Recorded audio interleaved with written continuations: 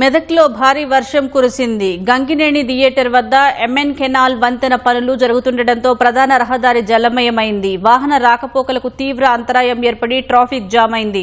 Market యార్డులో కుప్పలుగా పోసిన ధాన్యపు రాసులు, తూకం వేసిన బస్తాలు తడిసిపోవడంతో అన్నదాతలు ఆగమయ్యారు. తడిసిన ధాన్యాన్ని తరుగు లేకుండా కొనుగోలు చేయాలని రైతులు డిమాండ్ చేస్తున్నారు. రేలమడుగులో శ్మశాన వాటిక రేకులు ఎగిరిపోగా రహదారికి ఇరువైపులా చెట్లు నేలకొరిగాయి. శివంపేట మండలం కొంతాన్పల్లిలో ఈదురుగాలుల ధాటికి ఇంటి పైకప్పు పూర్తిగా ధ్వంసమైంది.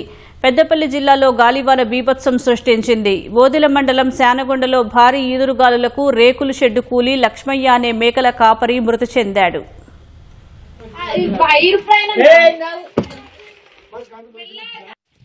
అధికారులకు ఇంతకు ముందే విన్నవించడం అయింది. ఎండ ఉన్నప్పుడే మొత్తం వడ్లను తీసేయాలి, అమ్మాలోలను సమకూర్చాలి. అది ఐకేపీ వాళ్ళు కూడా చాలా జాగ్రత్తగా ఉండాలి. ఆ తర్వాత లారీలు కూడా తొందరగా పంపాలని చెప్పేసి ఇంతకు ముందే చెప్పినాం. ఇప్పుడు వర్షం పడ్డది, అనుగండ్లు పడ్డాయి, మొత్తం ధాన్యం అంతా నానిపోయింది. నానిపోకముందే ఇవన్నీ తీసేసి ఉంటే ఎంత ఇబ్బంది ఉండకుండే కదా.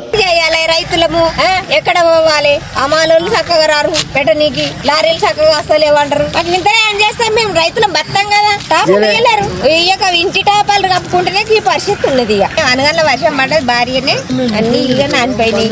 రైతులను ఖరాబ్ చేస్తారు.